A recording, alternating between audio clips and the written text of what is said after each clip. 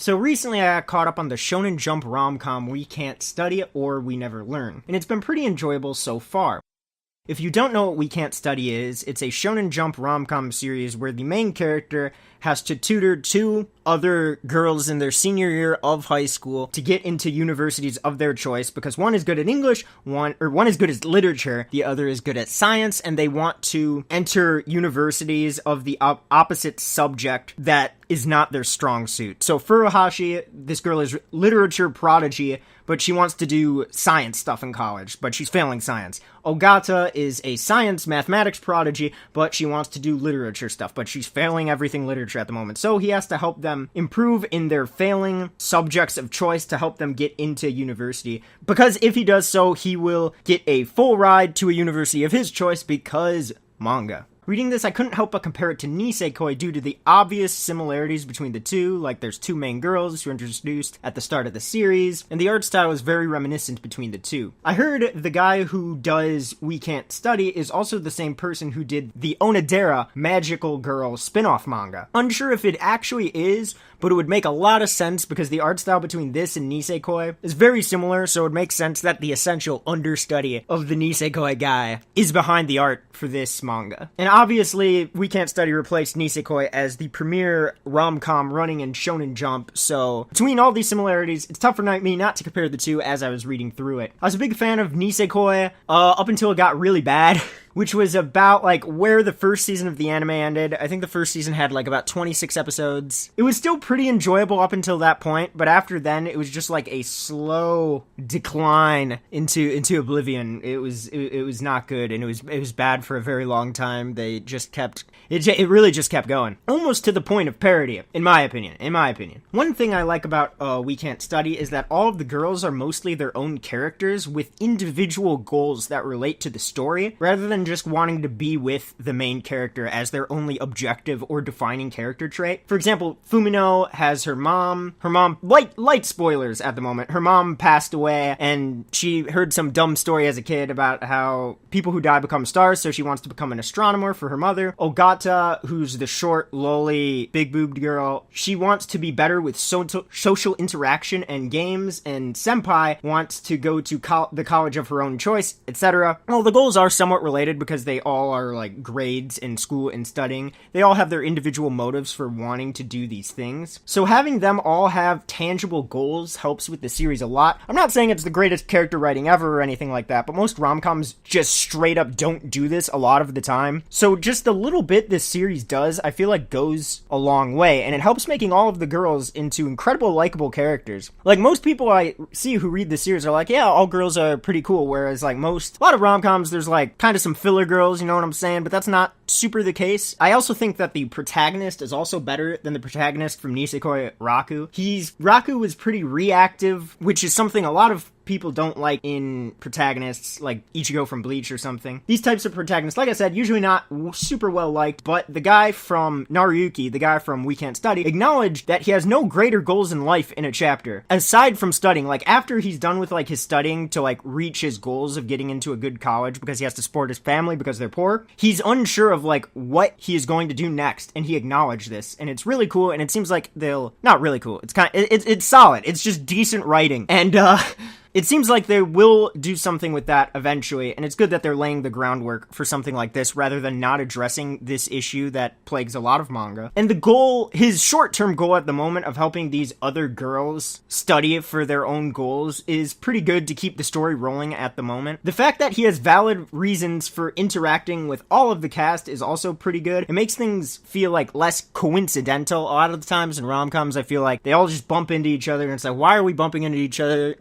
This coincidence is completely unheard of. Granted, not to say that this doesn't happen with this series, but the fact that all these characters have legitimate reasons for meeting up with each other at least like a few times a week, if not every day, helps things not feel so shoehorned a lot of the time. I also like how ambiguous it is on which girl will quote-unquote win. Nisekoi was obviously Chitoge, the blonde girl from the first chapter. Maybe Onodera, but not really. Chitoge was on all the covers, but at times it feels like a legitimate toss-up between the the main three girls in We Can't Study, Furuhashi, Fumino, Ogata, and Takemoto. It feels like almost any of the three of them could win. A lot of big events do happen between the protagonist and each girl, unlike a lot of rom-coms where it's just mostly fluff besides the main girl. Granted, Fumino or Ogata is probably going to be the one who will win, because they were the first two introduced, and that's how these things go, but it's nice that it at least tries to be believable. Alright, time to get into some spoilers for this manga. So if you haven't read it at all, it's cool, solid rom-com. If you want a solid, fluffy, cool rom-com, go check it out. If you don't care about spoilers, feel free to stick around. Like I said earlier, there are a lot of good main events between each girls that progress their relationship with the main character. Like, he actually kisses Ogata in, like, the first, 20 or 30 chapters or something like that.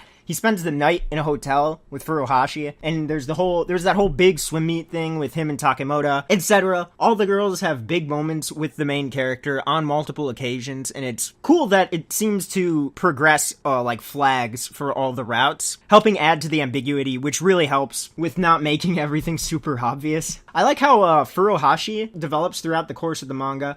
I felt like they had a strong start with her backstory about her mom, but then for a while she kind of just hung out in the background. After she became aware of Takemoto and Ogata's feelings, she became like a super funny and entertaining character. I enjoy her relationship with Naruyuki the most so far out of all the girls. As she knows everything that's going on, she's the only one who's aware that everyone likes the main character. Definitely my favorite girl so far. For the record, I was an Onodera fan in Nisekoi, probably attributing to my resentment towards the series. So Furuhashi kind of reminds me of Onodera with a backbone, so she's a lot of fun. Ogata, the big-boobed science girl who wants to be good at English, the loli, the big-boob loli, as is popular nowadays. She looked like the clear favorite at first, as she was one of the first two introduced along with Furuhashi Fumino, and she kissed Naruyuki, which never happens. So the fact that they did that, interesting for sure, as well as develop feelings for him before Furuhashi, which has been somewhat recent in the manga. I also like how her goal isn't as grandiose as Furuhashi's. Ogata's goal is more about her recognizing her own weakness and wanting to improve on herself. She recognizes that she isn't very good at social interaction and reading people, so she feels this is a skill she is missing on in life that most other people have. And because of this, she wants to better herself and get good at games as well because of it. But it's cool. It's cool. I like that their goals are different. And I feel like she's kind of cooled off lately, Ogata. Hasn't been a lot lately. Takemoto, the swimmer girl, is pretty cool. She kind of felt tacked on at first, oh, there's a third girl too. Go help her. Which felt a little weird because he was assigned to help the main two, and then a few chapters in, he was assigned a third girl. I felt kind of awkward and tacked on. I get that introducing three from the start would probably be a bit too much though, but her introduction definitely felt a little sloppy, I felt. Overall, she's pretty great though. Unfortunately, she's the childhood, or at least middle school, friend, and the third to be introduced, so she probably won't win, as like I said, that's usually how these things go, but the author gives her a lot, and it wouldn't be too far-fetched if she did win. By how much he gives her, it wouldn't be weird. It wouldn't be weird at all. But just because she is the somewhat childhood friend and was introduced a little late in the game, probably doesn't have a chance. I like how she has a long-standing crush on MC, and has a legitimate friendship with him over the course of 6 years. Most childhood, long-standing crushes in anime hardly have a relationship, but when she is introduced, she is priorly friends with the MC, which is pretty fucking good. Sensei, all the other girls, is pretty great. At first, I don't think the author knew what to do with her, because he introduced her in an initially antagonistic role. She didn't get along with Furuhashi and Ogata because she was the one who tried teaching them before Naruyuki did, so they didn't get along. And she felt they shouldn't be trying to go for these college majors that were not their strength. But she hasn't been in that antagonistic role for a while, and her being kind of the bad guy didn't really impact our MCs in a meaningful way in the beginning. They would have been working just as hard or succeeding without her being like that, without her breathing down everyone's neck, because Naruyuki already had a pretty strong goal, I felt like. I like that she started to come around and be nice to everyone recently, the recent chapter, I think it was 2 chapters ago or something, she became friends with Takemoto, which is pretty funny. Her relationship with Naruyuki is pretty hilarious. I love the dichotomy of her being all proper and stoic in public, but she's just this hack, slob of a person at home. Unlike other girls, her escapades with Naruyuki feel a little too coincidental at times, because there isn't as tangible of a reason for her to interact with him as the other girls, but it's not too big of a deal. It's not breaking of my enjoyment at all. She also probably won't win because she's sensei. This is a jump manga aimed for teenage boys, young men. It's supposed to be appropriate for all audiences, and the student-sensei relationship probably wouldn't be appropriate, but if she did win, the series would be downright legendary because of it. Senpai is the only one with perhaps the most questionable role in the story, as it was designed to put an older girl in the harem, but they're already in their senior year of high school, so they had to introduce her through summer school as this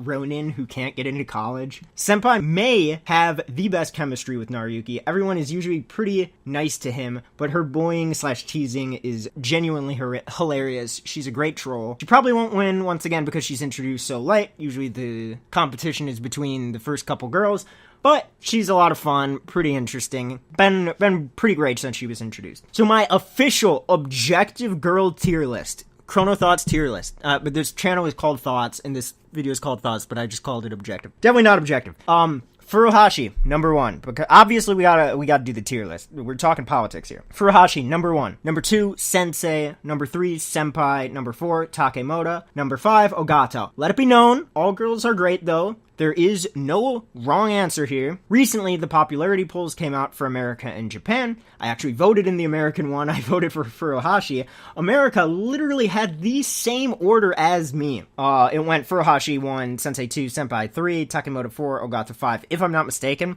And Japan's was a little similar in the fact that Sensei and Furuhashi were top 2. Japan's order was Sensei number 1, Furuhashi number 2, Takemoto 3, Ogata 4, Senpai 5. I guess Japan's not into Senpai, but I think she's pretty hilarious. But it's funny because as soon as that popularity poll came out, Sensei has been like put into the forefront of like the last few chapters, which is pretty funny. He knows what the crowd wants, and he's gonna please. Sensei is pretty legendary though. While Furuhashi is my favorite, Sensei super close second. Sensei is probably the favorite in Japan because while this is jump manga, it's probably primarily read by otaku men in their 20s or 30s, so that's probably why Sensei is the most popular. Overall, I'm pretty into this series. I like it a lot. Obviously not the greatest thing ever, not the greatest writing of all time, but it does a little bit in a lot of situations, and I feel like it really does go a long way to make this series feel really enjoyable and make it flow really well. I think it's way better than Nisekoi. Obviously, there's still a chance for it to get bad,